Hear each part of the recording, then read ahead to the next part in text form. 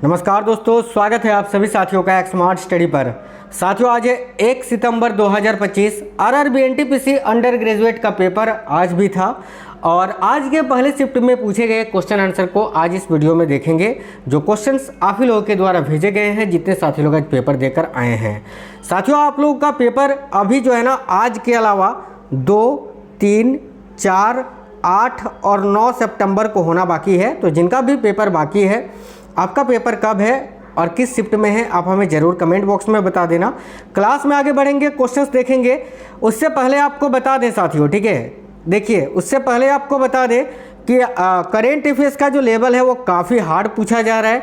अभी दोपहर में 12:30 बजे आज ही स्मार्ट स्टडी 2.0 में पूरे देखिए स्मार्ट स्टडी 2.0 जो हमारा और एक चैनल है 2.0, यहाँ पर आप सर्च करके जाना। अभी यहाँ पर जनवरी से लेकर अगस्त 2025 तक का संपूर्ण करेंट अफेयर्स करा दिए हैं, टॉप 500 क्वेश्चन। जी हाँ साथियों, ज़्यादा सोचिए मत, अभी जाकर ये पूरे 500 क्वेश्चन देख लेना, आपके 15 से 18 क्वेश्चन पक्के हो जाएंगे।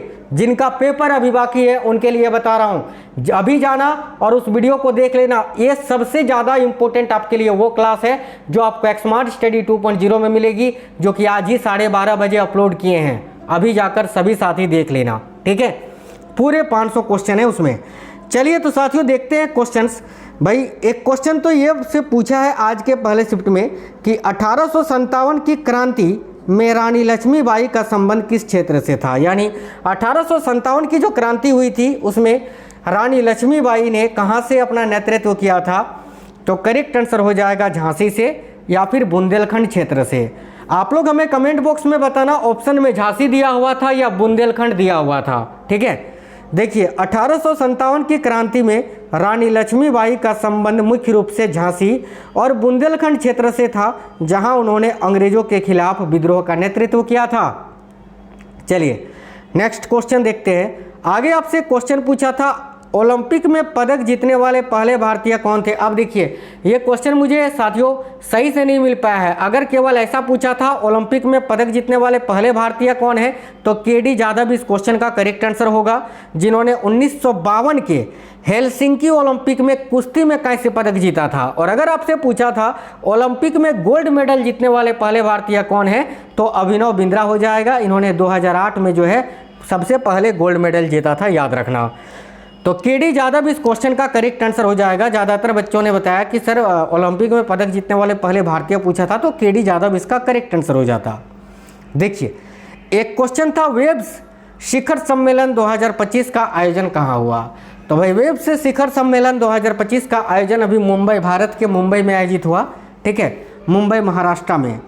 साथियों ये जो वेब्स शिखर सम्मेलन है, इसका संबंध किससे है ये बता देते हैं, क्योंकि ये फिर से पूछेगा, क्योंकि नया क्वेश्चन है, पहली बार ये क्वेश्चन पूछा है इस बार। देखिए तो भाई जिसमें मुंबई, ये जो वेब्स शिखर सम्मेलन है, इसमें वैश्विक फिल्म, OTT, गेमिंग और मीडिया प्रौद्योगिकी क्षेत्रों में भारत के बढ़ते प्रभाव को प्रदर्शित किया गया है, इसमें याद रखना, ठीक है, जो कि अभी साथियों मुंबई महाराष्ट्र में आयोजित हुआ था। चलिए आगे देखते हैं। क्वेश्चन था राज्यों के मंत्रियों को कौन शपथ दिलाता है। अब देखिए राज्यों के जो मुख्यमंत्री तो शपथ नहीं दिलवाते हैं, यहाँ पर राज्यपाल आपका आंसर होगा। भले मुख्यमंत्री की सलाह इसमें ली जाती है और राज्यपाल जो है मुख्यमंत्री सलाह देते हैं और इस सलाह के आधार पर राज्यपाल जो है राज्यों के मंत्रियों की नियुक्ति करते हैं। तो इस क्वेश्चन का करेक्ट आंसर आपका राज्यपाल हो जाता। NDRF से 2 क्वेश्चन पूछा था। एक क्वेश्चन तो ये था कि NDRF एक्ट कब लागू किया गया था। तो भाई 2005 इस क्वेश्चन का करेक्ट आंसर हो जाता। ये तिथि नहीं था, ऑप्शन में 2004, 5 इस प्रकार से दिया हुआ था, तो 2005 इस क्वेश्चन का करेक्ट आंसर हो जाता। इसके बारे में आपको बता देते हैं। देखिए NDRF अधिनियम या एक्ट आपदा प्रबंधन अधिनियम 2005 के अंतर्गत आता है, जिसे 23 दिसंबर 2005 को लागू किया गया था, ठीक है। NDRF यानी राष्ट्रीय आपदा प्रतिक्रिया बल का गठन इसी अधिनियम की धारा 44 के तहत 19 जनवरी 2006 को किया गया था। अगर याद रखना, आने वाले शिफ्टों में अगर पूछे NDRF जो है, ठीक है, NDRF, ठीक है, national disaster response force, NDRF का जो गठन है वो कब हुआ था, तो 19 जनवरी 2006 को, ठीक है। देखिए एक क्वेश्चन था, दो न्यूरॉन के बीच के गैप को क्या कहते हैं, यानी दो न्यूरॉन के बीच में जो रिक्त स्थान होता है उसे क्या कहते हैं। तो इसका करेक्ट आंसर सिनेप्स हो जाता, या तो सिनेप्स कहते हैं या फिर सिनेप्टिक क्लेफ्ट कहते हैं। तो ज़्यादातर ऑप्शन में सिनेप्स ही दिया हुआ रहता है, तो इस क्वेश्चन का करेक्ट आंसर आपका सिनेप्स ही हो जाता। देखिए, न्यूरॉन्स के बीच के छोटे से खाली स्थान को सिनेप्स या सिनेप्टिक क्लेफ्ट कहा जाता है। यह एक वह संधि है जहां एक न्यूरॉन अपना संदेश दूसरे न्यूरॉन तक पहुंचाने के लिए रासायनिक संकेत यानी न्यूरोट्रांसमीटर छोड़ता है, जो फिर उसे अगले न्यूरॉन के डेंड्राइट तक पहुंचाते हैं। ठीक है, आगे देखिए, एक कंप्यूटर से रिलेटेड एक तो मेमोरी का कोई क्वेश्चन था, वो मुझे नहीं मिल पाया है। ठीक है, एक मेमोरी का कोई क्वेश्चन था, ये क्वेश्चन मुझे नहीं मिल पाया है। और एक क्वेश्चन सीपीयू का फुल फॉर्म आपसे पूछा था, जो कि बड़ा ही सिंपल था, आसानी से सभी ने किया होगा। सीपीयू का फुल फॉर्म क्या होता है, तो सीपीयू का जो फुल फॉर्म होता है वो होता है सेंट्रल प्रोसेसिंग यूनिट। ठीक है, सेंट्रल प्रोसेसिंग यूनिट इस क्वेश्चन का करेक्ट आंसर हो जाता। सीपीयू एक हार्डवेयर घटक है जो सर्वर की मुख्य कंप्यूटिंग इकाई है। आगे देखिए, क्वेश्चन था, मुख पर रंग और मुखौटा लगाकर कौन सा नृत्य किया जाता है, या कौन सा शास्त्रीय नृत्य किया जाता है। तो भाई, मुख पर रंग और मुखौटा लगाकर कौन सा शास्त्रीय नृत्य किया जाता है, इसका करेक्ट आंसर होता कथकली। कथकली केरल राज्य का शास्त्रीय नृत्य है, याद रखना, इसके बारे में आपको बता दें। देखिए, मुख पर रंग और मुखौटा लगाकर किया जाने वाला नृत्य कथकली है। यह केरल का एक शास्त्रीय नृत्य है जो अपने विस्तृत रंगीन मेकअप, भव्य वेशभूषा और विशिष्ट मुखौटों के लिए प्रसिद्ध है। तो इस क्वेश्चन के लिए कथकली आपका 100% करेक्ट आंसर हो जाता साथियों। आगे देखिएगा, एक क्वेश्चन साथियों, अंतर्राष्ट्रीय समय रेखा किस देशांतर पर सेट किया जाता है। देखो, तिथि रेखा नहीं पूछा था, तिथि रेखा नहीं, समय रेखा पूछा था। तिथि रेखा और समय रेखा दोनों अलग अलग हैं, बिल्कुल अलग अलग हैं। यहाँ अगर आपने 180 डिग्री देशांतर किया है तो वो सीधे सीधे आपका गलत हो जाएगा साथियों, और मुझे पता है कि इसमें कम से कम 90% बच्चे गलत करेंगे।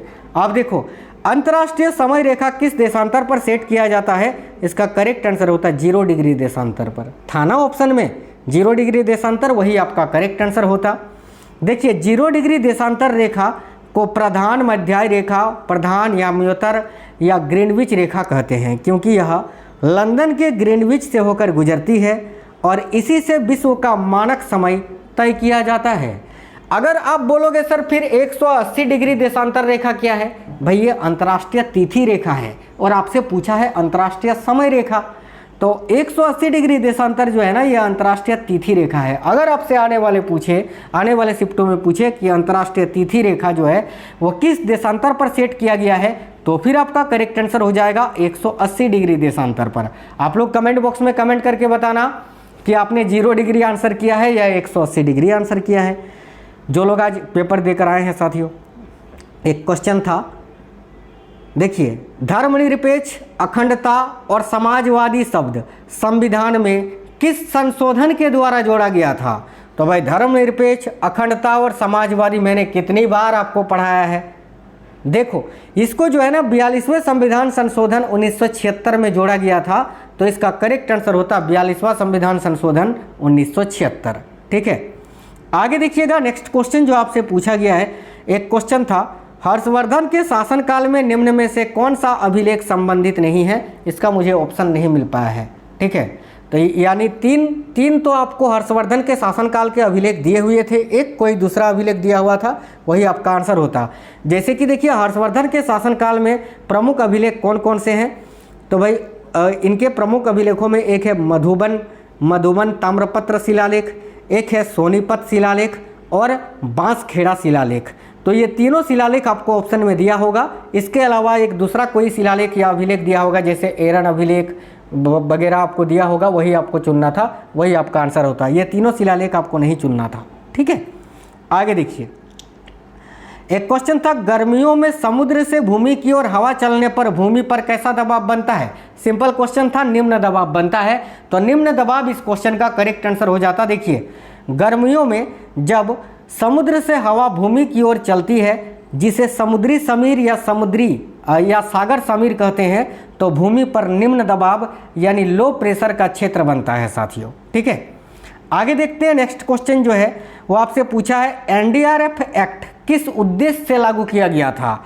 तो भाई उद्देश्य आपको बता देते हैं, आपदाओं के प्रबंधन के लिए, यही आपका करेक्ट आंसर होता। और ये 2005 में शुरू हुआ था, ये तो मैंने आपको बता ही दिया। इसका 2 क्वेश्चन आज पूछा था। देखिए, आपदा प्रबंधन अधिनियम 2005 यानी डिजास्टर मैनेजमेंट एक्ट 2005 एक हिस्सा है, जिसे प्राकृतिक और मानव निर्मित आपदाओं के लिए विशेष प्रतिक्रिया बल बनाने के उद्देश्य से लागू किया गया था। और इसी एक्ट के तहत मैंने आपको बताया ना कि जनवरी 2006 में एनडीआरएफ का गठन भी हुआ था। ठीक है, एनडीआरएफ का यानी नेशनल डिजास्टर रिस्पांस फोर्स का भी गठन हुआ था। ठीक है, चलिए तो साथियों, ये थे आज के फर्स्ट शिफ्ट के क्वेश्चंस। मैथ और रीजनिंग में आपको बता दें, मैथ में 10-12 क्वेश्चंस ऐसे थे जो ठीक ठाक थे, बाकी के क्वेश्चन कैलकुलेटिव थे साथियों। रीजनिंग के क्वेश्चन ठीक थे, आप 25 से 30 क्वेश्चन, जिसका रीजनिंग थोड़ा अच्छा है वो 25 से 30 कर सकते हैं। बाकी एवरेज बच्चे भी 25 प्लस 25 प्लस जो है स्कोर करेंगे रीजनिंग में। तो रीजनिंग में ज़्यादा आपको अभी फोकस नहीं करना है, वो बन जाएंगे जो मैंने आपको बताया। अभी आप लोग जाइए स्मार्ट स्टडी 2.0 में, ठीक है, और वहाँ पर जो वीडियो मैंने अभी अपलोड किया है करेंट अफेयर्स का, जिसमें पूरे 500 क्वेश्चन है एक ही वीडियो में, उस वीडियो को देख लीजिए। ठीक है, तो साथियों वीडियो को लाइक करिएगा, शेयर करना, और आप में से कोई भी साथी नए हैं चैनल सब्सक्राइब कर लीजिएगा, क्योंकि अब railway group D ALP technician का भी क्लासेस शुरू होगा। तो मिलेंगे नेक्स्ट वीडियो में। जय हिंद, वंदे मातरम।